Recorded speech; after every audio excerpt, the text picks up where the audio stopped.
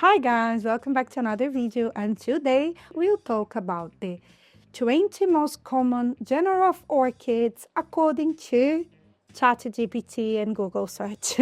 These lists didn't come from my mind, it came from AI actually. So let's see if you agree with it or if you don't. Would be very interesting if you can talk about it. I would add some other genera to this list, but I guess it was probably based on what people search more about or what people were looking for more on the internet. Not sure, but we can talk about it. If that's the type of content you'd like to see, stay here and let's dive into these 20 different genres. Not only I let you know a little bit about this genre, if I own these orchids, how to actually look after them. If I don't own the orchids, I'll just give you some general information about what I know about these orchids. So let's start with genre number 1 on this list that I think will come as no surprise for anybody out there. There is the common Phalaenopsis orchid that are also known as moth orchid. So I have here an example with me. These orchids or these hybrids, they can be found in local garden centers, flower shops, in supermarkets as well. All of the hybrids, they have been spread across different territories, but originally they come from Southeast Asia. Most of the species will come from Southeast Asia, and usually they are from tropical forests where they will have a kind of hot or warm weather all over the year. So these plants, they are very easy to look after, and I think that's one of the reasons why they are so popular, and probably because they are very easy as well to be tissue cultured. But the advantage of these beautiful orchids is that the flowers are long lasting. You can have flowers up to 3 months in a row, sometimes even more.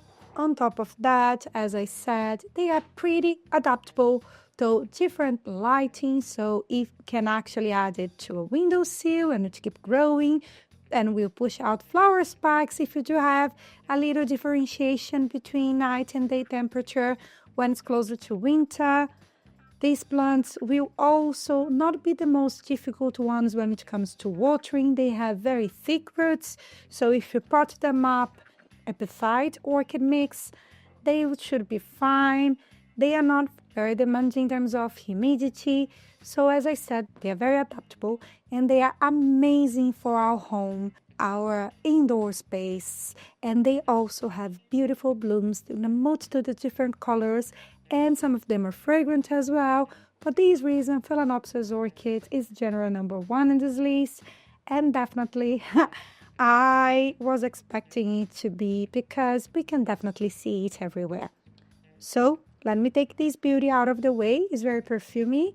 And let's go to the second genre. And I'm gonna add some B-rose because I don't have any of these orchids in bloom right now. So the second genre, again, is a very popular genre of orchid. This is the Cattleya, and it's funny because it gives me, I didn't know the Cattleya can also be known as corset orchids. Anyway, these orchids are super beautiful. They are from Central and South America. They come from hot and tropical countries as well. They can be grown under growing lights, but also if you offer natural light, they will need bright exposure, bright light to be able to grow healthily and push out beautiful blooms. For me, Cattleya flowers, they are a showstopper. They put a beautiful show.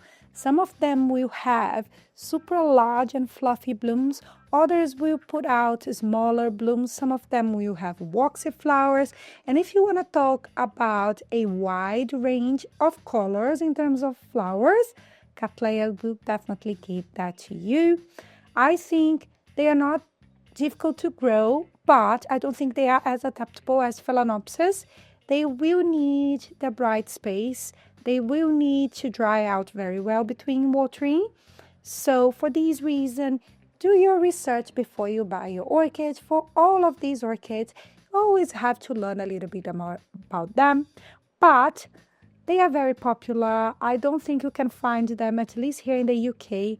I've never found a cattleya actually in a garden center or in a flower shop. Maybe I'm unlucky, I don't know. I don't think here they are very super popular, but you can find them in orchid nurseries. I know that in Europe there are people that find them in garden centers. And I know that, for example, Brazil, where a ton of different species of cattleya are from, can definitely find cattleyas locally.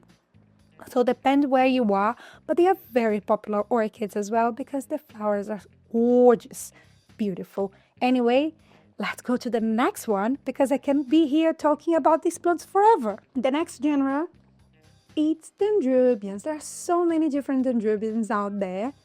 So I cannot talk about dendrobium care because otherwise we would have to dive, and this would be a super long video. With all of these orchids, I can give you some general tips, but that's it. So I have here a beautiful dendrobium Barrina. Oh, the flowers are actually, they will be gone soon. I love this plant. It's a little bit set back, so I hope next year I have better blooms. But anyway, dendrobiums, they are from, let me read the list, Asia, Australia, Pacific Islands. So there are so many varieties of dendrobiums out there. Some of them will need a cool temperature to be able to bloom. Others will bloom all year round. So like, for example, the Barrina here, it needs a drop in temperature to be able to push its flower spike. I have some Dendrobium nobilis out there that will lose some of its old leaves, but not all of the leaves.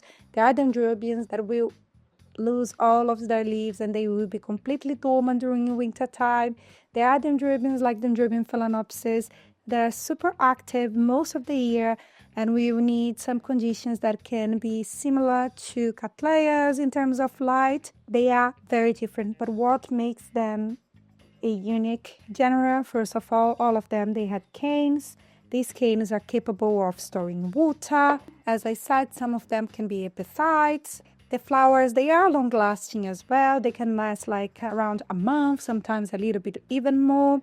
They do have a wide of different flowers as well, so many different colors. And usually the flower spikes will come from the top of the cane or some areas along the cane, depending on the variety of the dendrobium. Nonetheless, dendrobium are super popular as well, specifically the nobilis.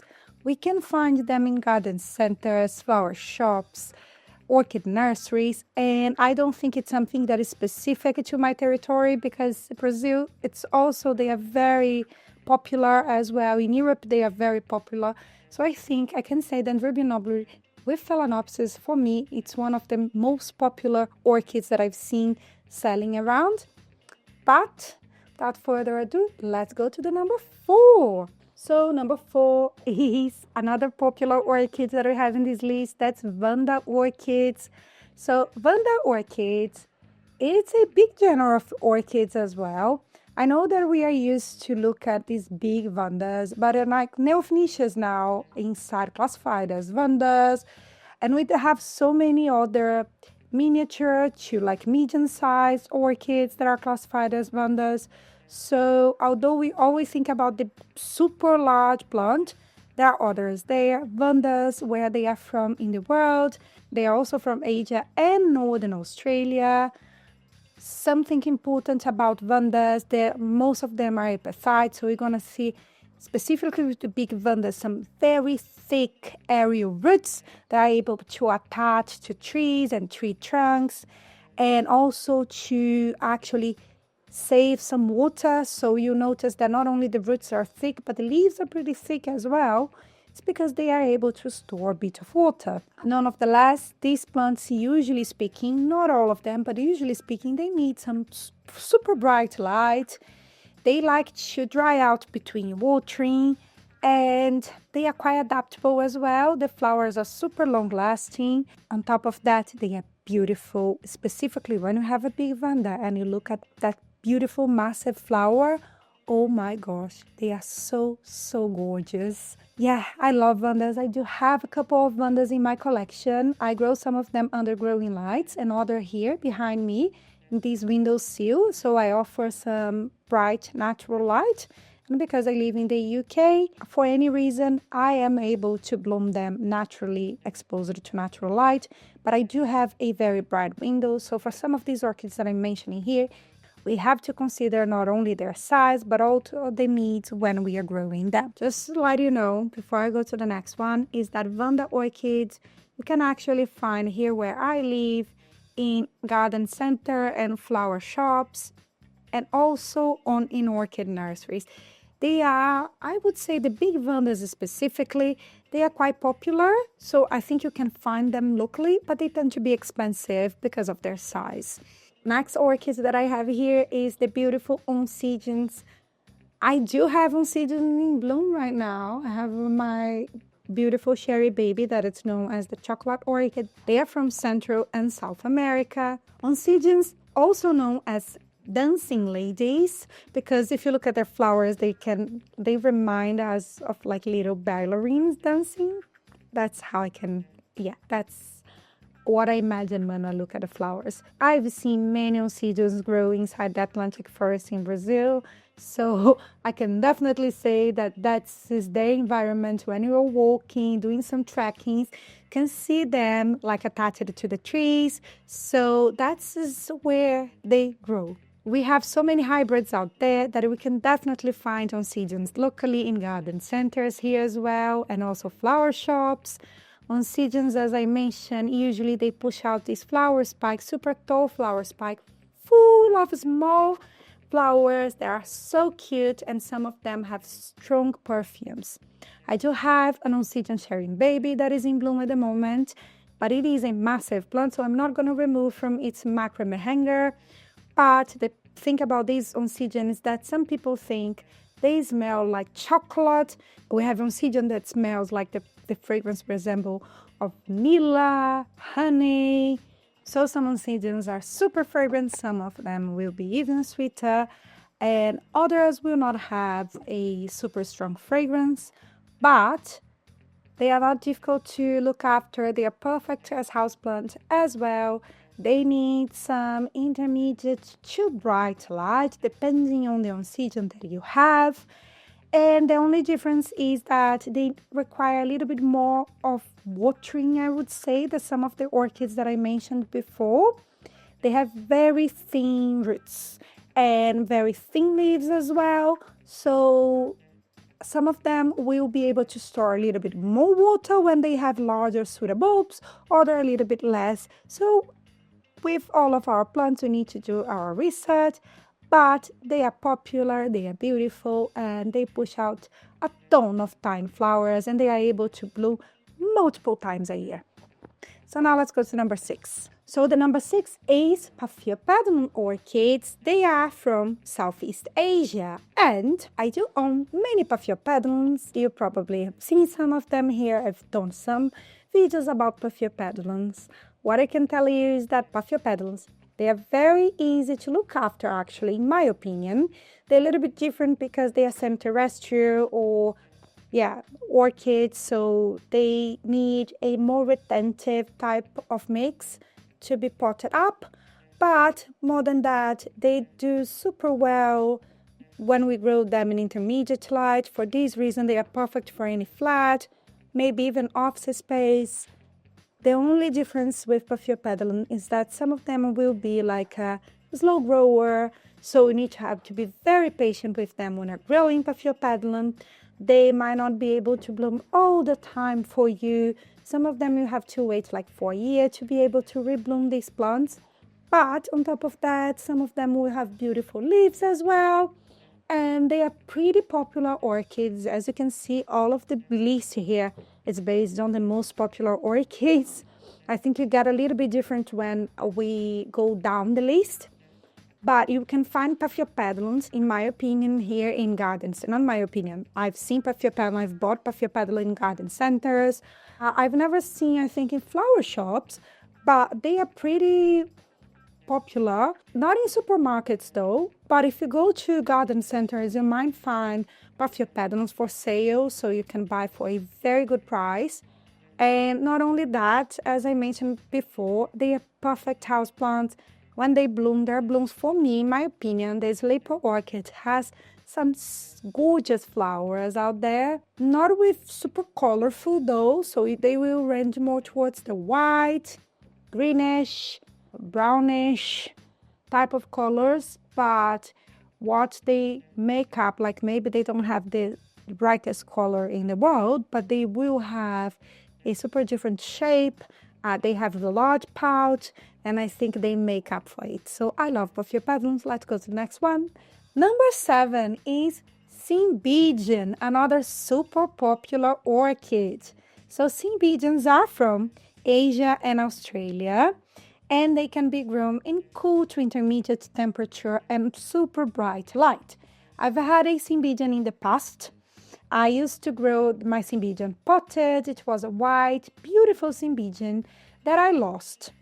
So usually Cymbidiums, they can be grown as terrestrial orchids, which is very different from most of my epiphyte orchids, and they had some different requirement. What I like about Cymbidiums are the flowers, and I think lots of people enjoy Cymbidiums because they will push out the super large flower spike with beautiful and colorful flowers. It's super possible to people who live in like countries like where I live to grow Cymbidiums in their garden. My mother used to have a beautiful Cymbidium in her garden as well, but because I grow plants indoors, for me were more difficult, I think, to adapt, and you need to learn a little bit more. And they are very large plants. But if you have the space, or if you have a garden outside, I super recommend you to try and do a bit of research about Cymbidiums. In the UK, you can definitely find Cymbidiums in garden centers, flower shops, orchid nurseries.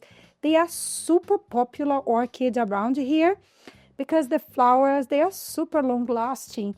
So people love to give to them, and I think it is a beautiful addition. I would love to have a Cymbidium at some point, but I need to make sure that I'm pest free and that I have time to devote to the Cymbidiums one day. But so far I couldn't do it, but I know that it's one of the most popular orchids out there. So now let's go to the next orchid. Number 8, Miltoniopsis or pansy orchids. Again, I love Miltoniopsis, but I lost all of my Miltoniopsis. Yay! So Miltoniopsis are mainly from South America. Different from some of the orchids that I mentioned previously here. They need some like cool, I would say, intermediate temperature to be able to grow and grow well in their natural habitats. All the Miltoniopsis that we find in orchid nurseries and garden centers, they are usually hybrids. I've never had a species of Miltoniopsis, but they usually grow in their natural habitat in a place that will have a proper cool down in temperature. They need to have usually cool down in temperature at night time. They don't deal well with a lot of heat. And when you have a warmer temperature, you need to give them lots of watering. Make sure that you keep them hydrated. The leaves are thinner than some other oncidiums and intergenerics. They have super thin roots as well, and they are prone to pests. So that's how I lost most of my Miltoniopsis. But to make up for it, they do have beautiful flowers. They will smell like roses. They have so many different colors, and they are definitely gorgeous when they are in bloom. They are not the easiest one though.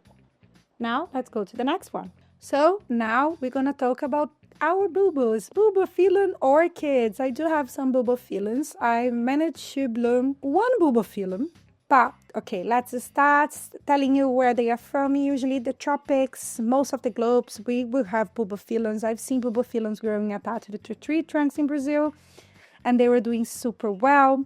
The difference here is that usually they will like some intermediate light to bright light, and they have a horizontal rhizome, so you need to have a shallow and super large pot to be able to grow them indoors. There are so many bulbophyllums out there as well, with so many different bizarre, different wild flowers. And apparently some bulbophyllums, they will smell terribly. Some of them, people say that they smell like rot meat. So be careful when you are buying bulbophyllums. Do your research, because you might end up with a very smelly flower inside your home. So for these reasons, it's good to know which bulbophyllum you are buying. There are a ton of bulbophyllums that have no fragrance or their fragrance will be very mild, nothing super bad. Why they can smell like that? Because they are pollinized by some moths, and some moths, they enjoy this type of fragrance. To be able to attract some insects, they will have some types of fragrance. But the only bulbophyllum that I've seen bloom was so beautiful. I love the flowers. I love how different the shape of these flowers are. And that's one of the reasons why I love to grow orchids, is because we can see a wide range of different plants around us inside the same family. So these are the gorgeous bulbophyllum. I've never seen bulbophyllums in garden centers or flower shops, but you can easily find them in orchid nursery. They are not the most expensive orchids. I don't think they are super difficult to grow either, but they have like quite of sensitive roots. So when you repot them, it's good to bathe them a little bit to make sure they are doing well. Other than that, I cannot tell you much because I haven't seen a ton of bulbophyllum flowers, but I do have a couple of bulbophyllums. They are growing well. So let's go to the next plant. Came to the middle of this video. Oh my gosh, guys, just to let you know, this video is gonna be a long one. So I hope you are eating something, or maybe you're drinking a coffee right now while you're watching this video. I don't know what you were doing, but just to ask, if you're enjoying the content so far, please hit the like button, leave a comment down below. I would love to hear your thoughts on some of these genera. And let's go to the number 10. It's Epidendrum. It's another common orchid. Epidendrums can be grown in gardens as well. Epidendrums are from the Americas, not only tropical but subtropical America as well. I mean the continent, okay? Epidendrums will have canes kind of similar to Dendrobium. They will have flowers that will come on the top, on the apse of the plant, a cluster of colorful flowers, and they enjoy their bright light, and they can be grown in different type of mix. I had a medium epidendrum that was growing super well and had bright orange flowers, but I end up losing it to pests, which happens when we have a big collection of plants. After that, I haven't acquired epidendrums anymore. My only thing with epidendrums is because some of them can get really tall or really big. So because of space, I end up postponing to acquire a new one. Maybe in the future, we're going to have some epidendrums and I'm going to be able to talk a little bit more about them. But what I know is that some epidendrums can also be grown in gardens as terrestrial plants. And as I mentioned, they will be super tall, but they will push out a ton of super colorful and bright orchid flowers. They are beautiful and gorgeous. They are epidendrums. They are green, pink, red, orange. They can actually push out so many different flowers. I know that some of these are hybrids, as I mentioned.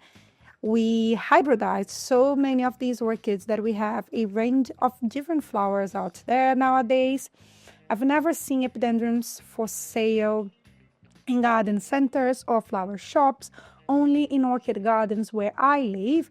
But let me know if in your region you can find epidendrums locally. I would love to hear from you. Let's go to the next one, number 11. Next one is Masdevallias. So Masdevallias are from South America. Usually they will be cultivated and you'll find Masdevallias on top of mountains in places where the weather will get pretty cold, cool and humid. So for this reason, these orchids are cool to intermediate type of orchids. So when I think about temperature, these orchids will need these conditions, or at least mimic some of these conditions, to be able to grow healthily. Masdevallias have super cute flowers. Their flowers, they like a triangular shape. And you can find Masdevallias that will have super orange and bright flower, like red as well. Others will be brown. You can actually have a wild diverse of Masdevallias out there. My only thing with Masdevallias is like I tried to grow Masdevallias before as well. And with all the cool growing type of orchids, they are a little bit more finicky when it comes to cultivation. So some people will use a humidifier, other people will be able to control temperature, and they might be a little bit healthier and happier When we are growing intermediate temperature and you have heating on and you don't have humidifier, it might get a little bit more difficult. With Masdevallia, I was never able to actually grow them successfully, but I will try in the future again because I super enjoy their flowers. As I mentioned, for this reason, they are not the easiest plants out there, but I do think they are very, very popular. So for these reasons, number 11 here. I've never seen Masdevallias for sale in garden centers or supermarkets as well. I think from down the list here, probably none of them will be. Most of them will only be available in orchid nurseries. So I'm not going to keep repeating. If there is another popular orchid, I will let you know. But Masdevallias are super cute. Let me know if you are successful with them. I would love to hear. Number 12 is the Coleogene, and I do have one here. Actually, it's not in bloom at the moment, so I'm not going to grab it. Coleogenes are from Asia, the Himalayan mountains. They can be grown, according to here, I'm going to say cool to warm, high humidity, and filtered light. But in practice, I have a Coleogene, and a species actually is the Coleogene ovalis, or I don't know how would you pronounce that. I call this orchid my bee orchid because the flowers look like little insects, little bees that are flying around. They are yellow actually. For me, this Coleogene specifically is not difficult to grow. I've never had issues with this Coleogene, but I have experience only with one. I bought it with an orchid nursery. It wasn't expensive. The advantage of Coleogenes is that they will grow horizontally, and in my case, this one is continuously growing. It's becoming like a big plant, like horizontally, not tall. And it's also a plant that will push a flower after another flower. And I have usually flowers coming from different directions of growth. So I don't think this one is a difficult one. I noticed that a moderate type of light, it's okay. It doesn't need the brightest light to grow, but I cannot confirm that's the same for all types of Coleogene.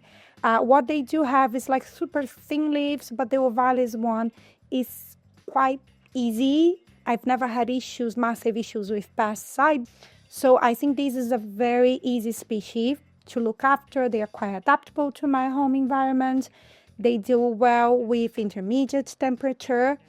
So do your research for other types of Coleogenes. I know there are some of them that are a little bit taller, thinner leaves. So you need to treat it a bit differently. You can find them in orchid nurseries. I find here in the UK, there are some places like Etsy that you can find Coleogenes for a very, very good price. So let's go to the next one. So next one, we're going to talk about Ludesias and jewel orchids in general. Actually, they put it all together. They are from Southeast Asia, and the same thing with some other orchids. Is like we can definitely grow them in intermediate, low, I would say, but be careful. I don't like to say low light because all of these plants will need some light to be able to photosynthesize and to keep growing. So it's more like intermediate light. It will grow well under growing light. It can grow on windowsills as well. Most people collect these plants as house plants because of their leaves, evergreen leaves, not because of the flowers. The flowers are not, will be something like white or cream white. In my opinion, they are not something spectacular or amazing, but they are able and capable of pushing out, as any orchid, a flower with actually a flower spike, and which some people enjoy. I don't think is the main feature of these orchids. In my opinion, are the leaves. I do have one jewel orchid. It has beautiful leaves that when you add some light to it, you're gonna see that it's sparkle. It has some shine to it. Looks like the veins are made out of gold somehow. So it is beautiful, and lots of people collect them because of their leaves as houseplants. They are definitely a super cute addition to your collection. So they are not difficult to grow either. And on top of that, I think different from some of other orchids that I mentioned before, this one you can find in garden centers as well. I've seen it before.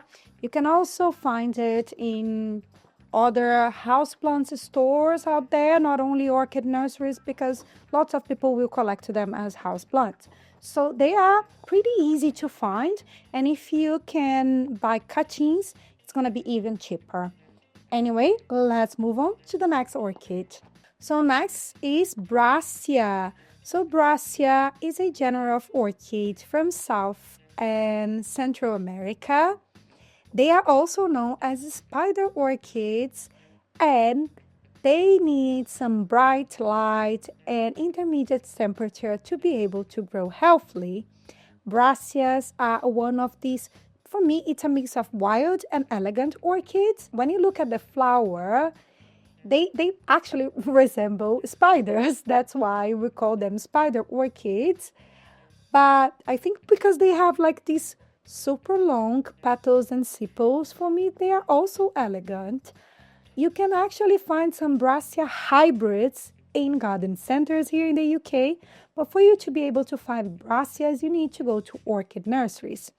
As I mentioned here, Brassias need a bit more of bright light. I noticed with Brassias that some growing lights will not make them bloom, and I need to offer an extra light for them to be able to push flower spikes.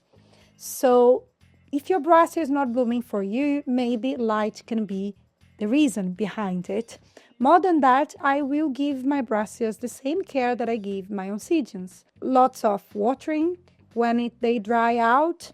Also, bright light and intermediate temperature. They should be okay inside our homes. They are these kind of orchids that are not super difficult for me. They are very adaptable. They are super resilient. And when I compare them to Oncidiums, for me, they are even more resilient than some Oncidiums that I have. They are more resistant to pests, and they are able to adapt well to our environment. As I mentioned, I love their flowers. They are wild. Some people don't like them very much because they are different from other type of orchids, but I think that's what makes them so special. So I love Brassias, some Brassia hybrids. We have different colors as well, and they have a very spicy type of fragrance. That's not exactly something that I enjoy, but you might enjoy it. So who knows? Number 15 is Angraecan orchids. Angraecan orchids are from the African continent. I would say that they are very famous as well because of Darwin. The scientist actually studied one of the Angraecan, and this Angraecan nowadays is known as the Darwin orchid, and it is an Angraecan that will become a super large plant and push out a massive flower. Angraecan sesquipedale. I don't know if that's how would you pronounce it anyway, but most Angraecans will need a bright light and warm temperature to be able to bloom. They are night fragrant orchids. More than that, for me, what's special about Angraecans is their leaves. They can have different shapes. I have the Leonis that looks like a tiny palm tree or a succulent plant. So it's so cute how the leaves display and arrange themselves. What I noticed with that is that it likes the humidity to be able to keep growing their roots, but I always be careful to make sure that it's almost dry between watering before I offer it some water. My Leone is doing super well, is super mature, and I hope to see some Angraecan flowers in the future. I have never seen them in bloom inside my home. I have it someday and I will share it with you. So let's go to the next one. So now let's go to Maxillaria orchids. Maxillaria are also from Central and South America. They are tropical plants. They will like to have, generally speaking, moderate light and frequent watering. So I do have one Maxillaria in my collection. That's a very popular orchid, and I think that's why this orchid made the list as well, because we have the famous Maxillaria tenuifolia that's known as the coconut orchid. This one is exactly the one that I own, but it has never bloomed for me. So I'm waiting for it to be mature and to bloom so I can share more with you. But these orchids are very popular because As the name suggests, some people would say that the fragrance resembles coconuts. And also the flowers, they are compact, they are small, but they have a very striking color to them. Apparently, there are a ton of maxillarias out there. They are super compact. The flowers are compact and clustered as well, and they can be fragrant. So if that's is something that is appealing to you, maybe you should try some maxillaria.